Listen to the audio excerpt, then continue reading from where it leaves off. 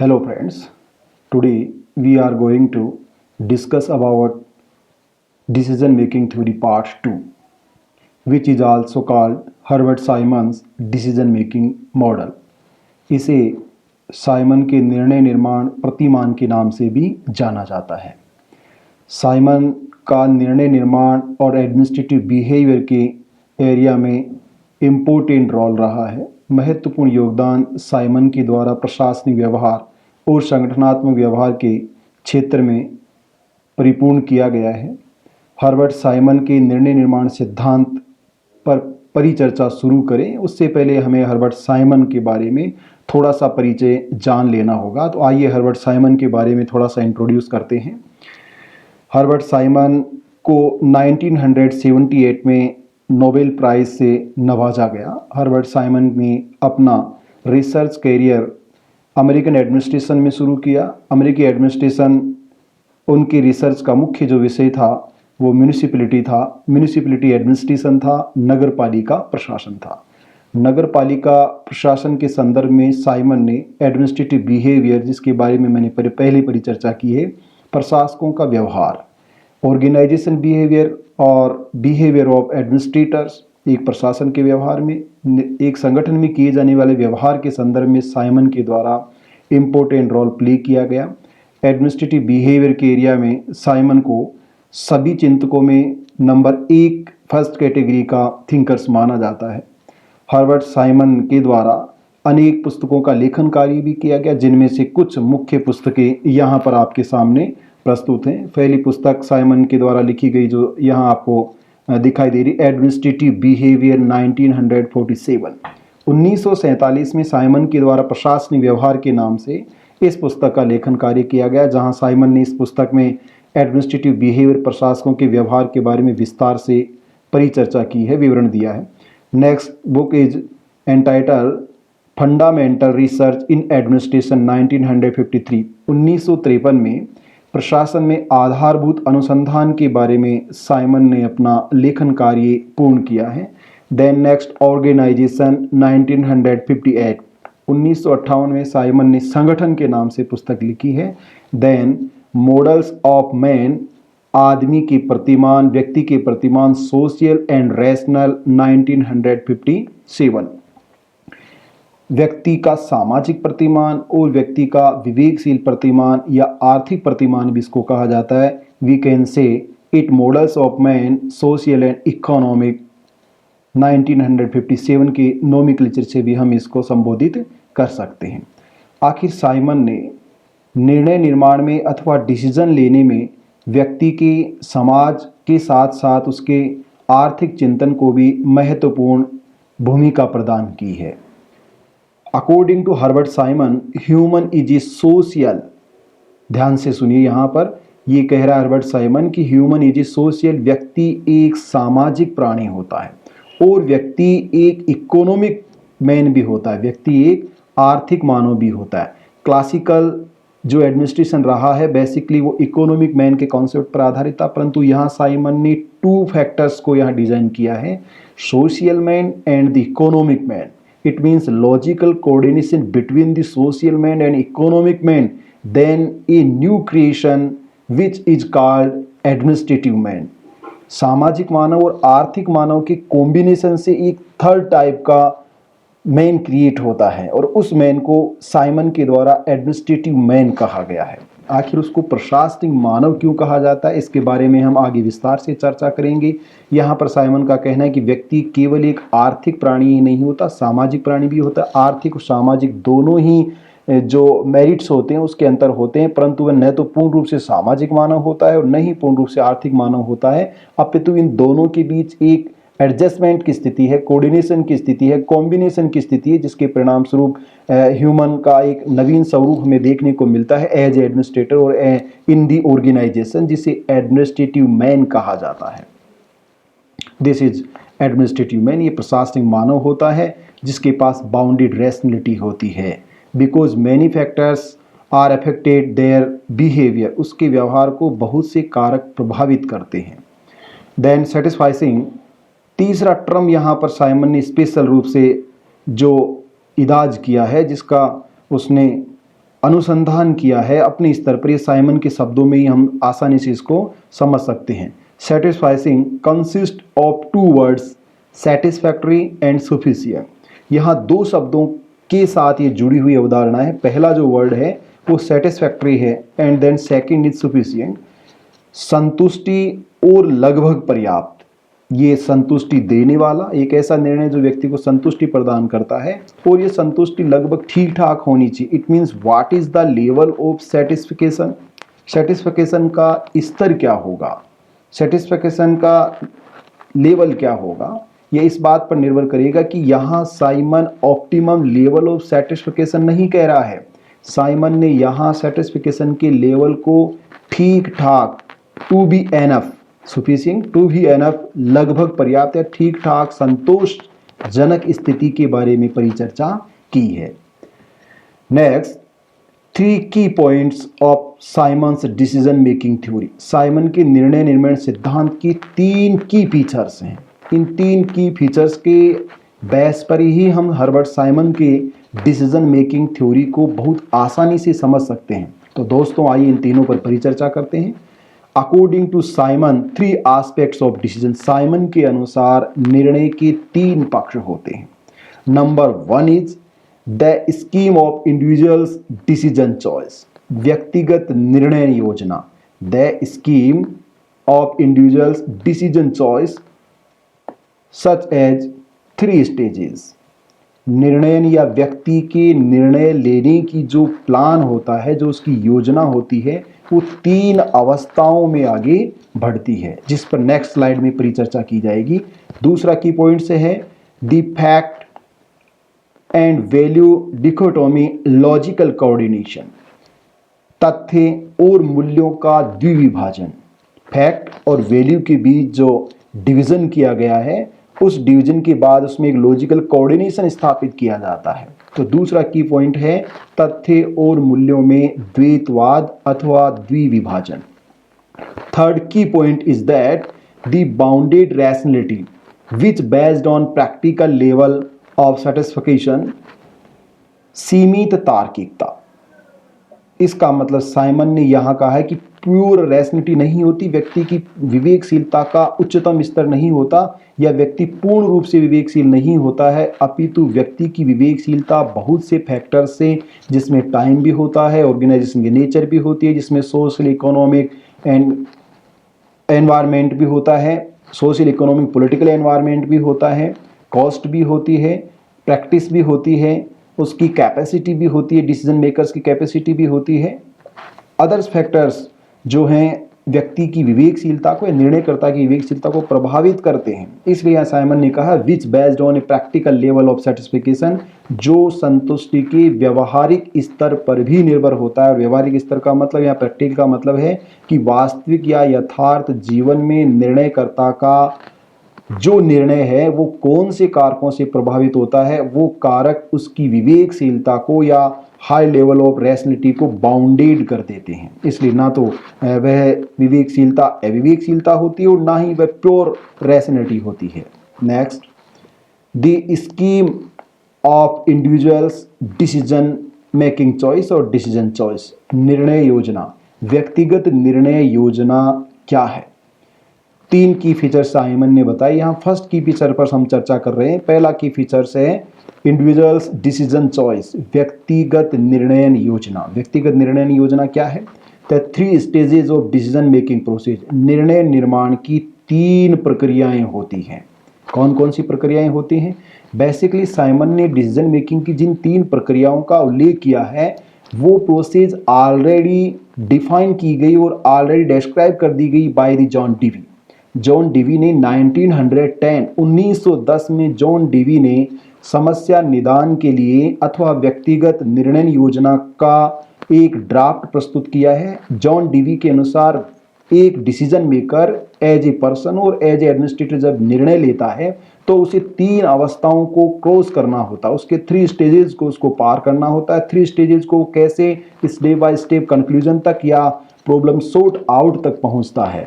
Number 1 is what is problems, समस्याएं क्या है, समस्या क्या है। It means actual what is the root causes of the problem, समस्या का मूल या जड़ कारण क्या है, इसके बारे में हमें जानना होगा। यह डिसीजन मेकर्स की पहली स्टेज होती है डिसीजन लास्ट कंक्लूजन तक पहुंचने के लिए या डिसीजन लेने के लिए। सबसे पहले हमें इस स्टेज में आगे बढ़ना होगा। व्हाट इज प्रॉब्लम, समस्या क्या है, समस्या के मेन कॉजेज क्या हैं, उसके बारे में इंफॉर्मेशन, उसके बारे में डेटाज, इन सब के बारे में हमें सूचना कलेक्ट करनी होगी, तभी हम समझ सकेंगे कि समस्या क्या है। Second stage is that what are alternatives, हमारे पास विकल्प क्या है। जब हमें ये पता चल गया कि हमारी समस्या क्या है, तो इस समस्या का समाधान करने के लिए हमारे पास कौन कौन से विकल्प और योजनाएं हो सकते हैं, हमारे पास कौन से उपाय हैं, उन टेंटेटिव अल्टरनेटिव्स को हमें रिसर्च करना होगा। सेकंड स्टेज इसी बात पर निर्भर करती है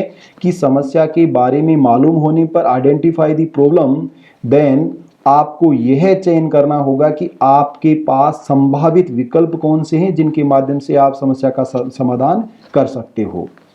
then third stage is which is the best alternative, आपके पास जो संभावित और टेंटेटिव अल्टरनेटिव्स अवेलेबल हैं उनमें से सबसे अच्छा, सर्वश्रेष्ठ और सुप्रीम अल्टरनेटिव्स कौन सा है, ये हमें पहचानना होता है। ये कहना है जॉन डिवी का। जॉन डिवी के जो 3 स्टेजेस बताए हैं, उन्हीं 3 स्टेजेस के पैरेलल हर्बर्ट साइमन ने भी अपनी 3 अवस्थाएं बताई हैं। आइए साइमन की 3 अवस्थाओं पर परिचर्चा करते हैं। Stages according to Herbert A Simon, Herbert Simon के अनुसार निर्णयकर्ता को सबसे पहले 3 अवस्थाओं को क्रॉस करना पड़ता है। 3 अवस्थाएं कौन सी हैं, जिन्हें साइमन ने एक्टिविटी भी कहा है, क्रियाविधि भी कहा है। First activity is the intelligence activity और स्टेज, यह बौद्धिक क्रियाविधि होती है, बौद्धिक अवस्था होती है, तार्किकता की अवस्था होती है, रैशनलिटी स्टेज होती है। इस रैशनलिटी स्टेज में डिसीजन मेकर्स को आइडेंटिफाई करना होता है प्रॉब्लम्स को, समस्या क्या है। यहाँ आपको इंटेलिजेंसी दिखानी होती है, बौद्धिकता का प्रयोग करते हुए आपको समस्या को पहचानना होता है। Then Simon states that second activity is design activity, इसको प्रारूप क्रियाविधि कहते हैं कि आपको ये डिजाइन करना है, ये खाका बनाना है, ढांचा बनाना है कि समस्या के निदान के लिए हमारे पास कौन कौन से अल्टरनेट और विकल्प हो सकते हैं जिनके माध्यम से हम समस्या को सॉर्ट आउट कर सकते हैं। वो डिजाइन आपको प्रारूप बनाना होगा। Then third stage and activities choice activity और स्टेज, ये विकल्प योजना है। इस विकल्प योजना में आपको एक विकल्प को, जो भी आपके पास चॉइसेस अवेलेबल हैं, जो भी अल्टरनेटिव्स अवेलेबल हैं, उन अवेलेबल अल्टरनेटिव्स में से बेस्ट अल्टरनेटिव का आपको चयन करना होता है। It means choosing one of the best, एक सर्वश्रेष्ठ का चयन करना, यह साइमन के अनुसार तीसरी क्रियाविधि होती है। इसके माध्यम से एक डिसीजन मेकर्स अपने डिसीजन की प्रोसेस को आगे बढ़ा पाता है, उसको और आगे की ओर ले जा सकता है। ये साइमन की 3 अवस्थाएं आपको दोस्तों याद रखना है। जॉन डिवी ने जो साइमन की स्टेजेस बताए हैं, वैसी ही 3 अवस्थाएं हर्बर्ट साइमन के द्वारा बताई गई हैं, जिनको साइमन ने the intelligence, the design activity and the choice activity के नोमेनक्लेचर से अभिव्यक्त किया है। Then next the fact value dichotomy, यहाँ पर दूसरा जो मूल्य और वैल्यू, जो हमारे तथ्य होते हैं, फैक्ट होते हैं और वैल्यू होते हैं, उनके बीच द्विविभाजन की बात कही है। सेकंड की features of the decision making theory by Herbert Simon, Herbert Simon के द्वारा प्रतिपादित निर्णय सिद्धांत का दूसरा आधारभूत तत्व है तथ्य और मूल्यों के बीच द्विविभाजन। क्या है ये? They belong to economic and social male, ये फैक्ट और values economic and social man से कोऑर्डिनेट रखते हैं, कोऑर्डिनेशन रखते हैं, समन्वय रखते हैं, उनसे संबंधित होते हैं, उनके साथ कंसर्न होते हैं। ये आपको ध्यान रखना है।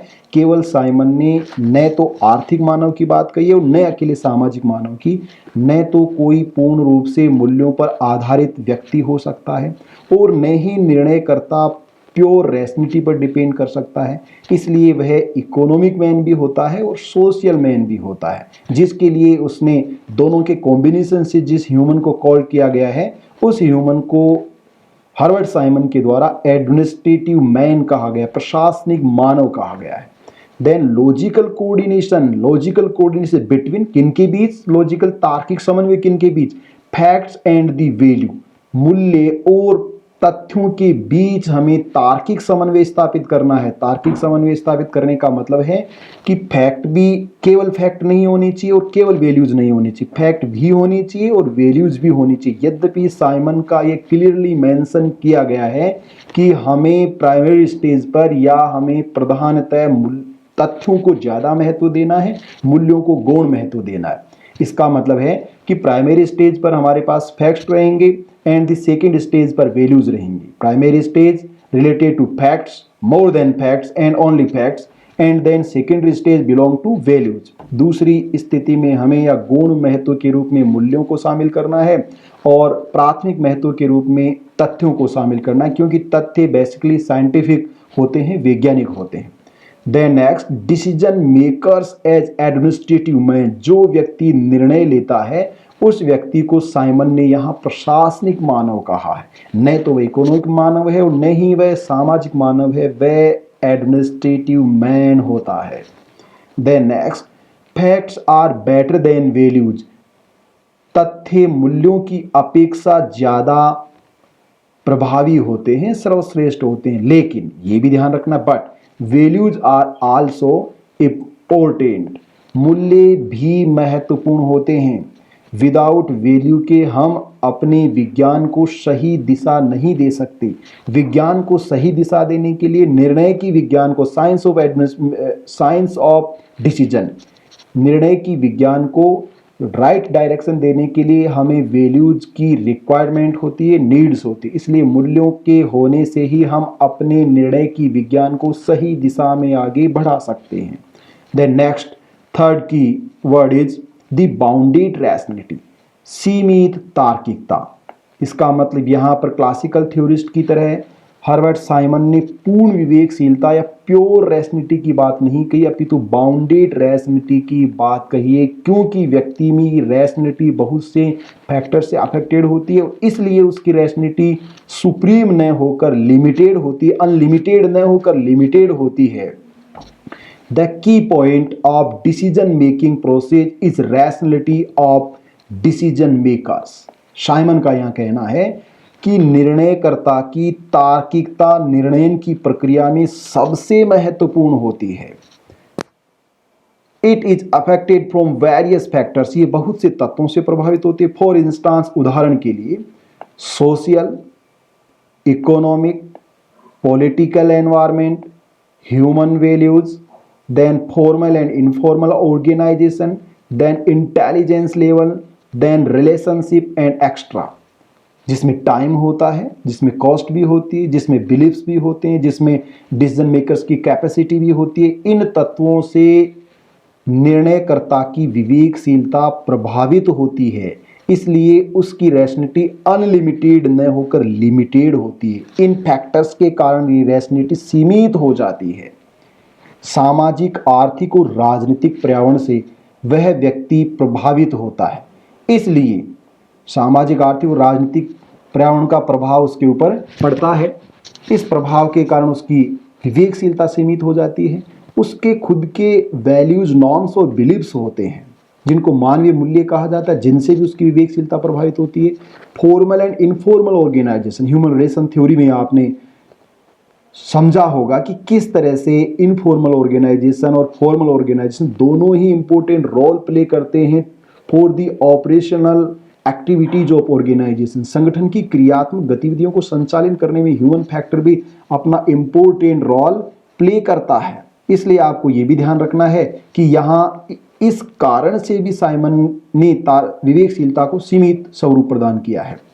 देन इंटेलिजेंस लेवल, खुद डिसीजन मेकर्स की कितनी बौद्धिक क्षमता है, कितनी उसकी विवेकशीलता है, उसका लेवल क्या है, उसकी कैपेसिटी के इस पर भी, और उसके रिलेशनशिप अदर जो पर्सनल्स होते हैं, कार्मिक होते हैं, कर्मचारी होते हैं, उनसे उसका क्या संबंध है, इस बात पर भी विवेकशीलता की लिमिटेशन डिपेंड करता है, लेवल डिपेंड करता है। देन साइमन ने कहा है कि सेटिस्फाइसिंग, ये अदर वर्ड है जो बेसिकली इस वर्ड के माध्यम से, जहां आप इंग्लिश टर्म यूज नहीं कर सकते, यहाँ स्पेशल साइमन के द्वारा यह है रिसर्च किया गया, खोजा गया एक टॉपिक है। साइमन, स्पेशल साइमन ही इसके बारे में क्लेरिफाई करता है। Satisficing means consist of two words, यह दो शब्दों के साथ जुड़ा हुआ है या दो शब्दों का कॉम्बिनेशन है। Which are the two words, वो शब्द कौन से हैं? Satisfactory and then sufficient. एक सेटिस्फैक्ट्री होता है, दूसरा सफिशिएंट है। सेटिस्फैक्ट्री संतुष्टि को अभिव्यक्त करता है, कितनी उसको गुड्स और सर्विसेज का यूटिलाइज करने से कितना सेटिस्फेक्शन उसको मिला है, कितनी संतुष्टि मिली है। और इस संतुष्टि का लेवल क्या होगा? हाई लेवल होगा, देन लो लेवल होगा। दूसरा वर्ड इस बात को अभिव्यक्त कर, दूसरे वर्ड का यहाँ टू बी एनफ के रूप में हम मीनिंग अभिव्यक्त कर सकते हैं कि लगभग पर्याप्त। इसका मतलब है कि साइमन ने संतुष्टि की ठीक ठाक स्थिति के बारे में परिचर्चा की है। ऑप्टिमल सेटिस्फिकेशन की बात साइमन नहीं कहता है कि तो ठीक ठाक स्थिति होनी चाहिए। इसका मतलब न तो वह इकोनॉमिक रूप से पूर्ण विवेकशीलता के आधार पर होगी और न ही पूर्ण रूप से वह सामाजिक मूल्यों के आधार पर होगी, वह लगभग ठीक ठाक होनी चाहिए, ये साइमन का कहना है। देन नेक्स्ट, साइमन के द्वारा डिसीजन मेकिंग थ्योरी को इन तीन की फीचर्स के माध्यम से डिफाइन किया गया है, क्लेरिफाई किया गया है, स्पष्ट किया गया है, समझाया गया है, डिस्क्राइब वर्णित किया गया, विवेचित किया गया है। यहाँ साइमन की थ्योरी में कुछ कमियां रही, क्रिटिसिज्म के रूप में जिनको जाना जाता, आलोचनाएं। साइमन के सिद्धांत की क्या आलोचनाएं हैं? Number 1 is it is support to the concept of status quo. यथास्थिति के बारे में आपने सुना होगा। साइमन के इस निर्णय निर्माण सिद्धांत पर पहला आरोप ये लगाया गया कि साइमन की थ्योरी यथास्थिति का समर्थन करती है, वह स्टेटस क्यो को बनाए रखना चाहती है। Then next, limitation on rationality. Simon ने तार्किकता पर प्रतिबंध लगा दिया गया है, तार्किकता को सीमित कर दिया है, जबकि विद्वानों का कहना है कि तार्किकता सीमित नहीं होती है, वो और आगे बढ़ती जाती है और उसको सीमाओं में बांधा नहीं जा सकता। Then third, paradox between the facts and value. तथ्यों और मूल्यों के बीच विरोधाभास की स्थिति का आरोप साइमन पर लगाया गया है। साइमन कह रहा है कि हमें फैक्ट भी चाहिए और हमें वैल्यू भी चाहिए। फिर साइमन कह रहा है कि दोनों के बीच कोऑर्डिनेशन होना चाहिए। Then Simon states that more facts but low value. हमें अधिक मात्रा में तथ्यों की आवश्यकता है, बिकॉज और डिसीजन या साइंस ऑफ डिसीजन है, उसको साइंटिफिक स्ट्रक्चर देने के लिए, वैज्ञानिक संरचना प्रदान करने के लिए फैक्ट की हमें ज़्यादा आवश्यकता होती है, जबकि वैल्यू की कम आवश्यकता होती है। तो ये एक विरोधाभास की स्थिति अभिव्यक्त कर रहा है। तो आलोचकों ने आरोप लगाया है कि साइमन एग्जैक्ट क्या कहना चाहता है, एग्जैक्ट वो बता नहीं पा रहा है। Then next criticism, satisfying word is not clear. ये शब्द क्या है, हम संतुष्टि को कैसे मेजर करें, उसका मेजरमेंट कैसे कर सकते हैं, उसका मापन कैसे कर सकते हैं, कौन सा लेवल माना जाए नहीं माना जाए। इकोनॉमिक्स में जिसको मार्जिनल यूटिलिटी के माध्यम से, जहां दो तरह के अप्रोचेज हैं जिन्होंने सेटिस्फिकेशन को या संतुष्टि को मापने गणना करने योग्य माना है और दूसरा अमापनीय माना है, वहां भी ये विवाद बना हुआ है कि संतुष्टि को मापा जा सकता है या संतुष्टि मापने योग्य नहीं है।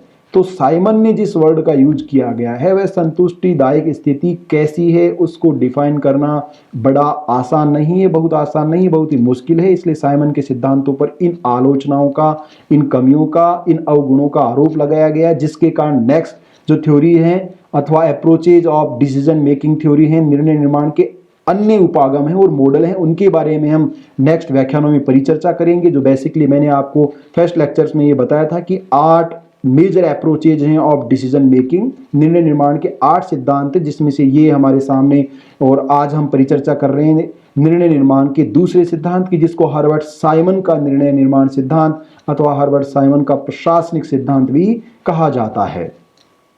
Then differences between the rational and bounded rational models.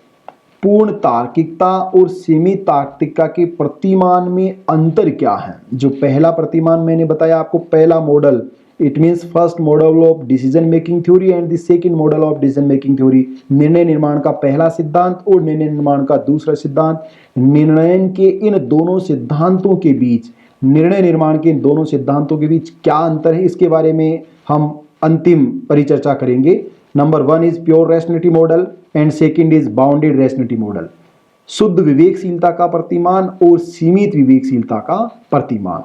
जहां शुद्ध विवेकशीलता का प्रतिमान इकोनॉमिक मैन के कॉन्सेप्ट पर बल देता है कि आर्थिक मानव की संकल्पना पर वह विश्वास करता है, इसीलिए उसने आर्थिक विवेकशीलता और प्योर विवेकशीलता की बात कही है, जबकि साइमन ने एडमिनिस्ट्रेटिव मैन के कंसेप्ट को एक्सेप्ट किया है, प्रशासनिक मानव। इट मीन्स जिसमें इकोनॉमिक मैन के मेरिट्स भी होते हैं और सोशल मैन के मेरिट्स भी होते हैं, दोनों के बीच लॉजिकल कोऑर्डिनेशन के बाद एडमिनिस्ट्रेटिव मैन का सर्जन होता है। सेकंड डिफरेंस है जी ऑप्टिमम सेटिस्फिकेशन।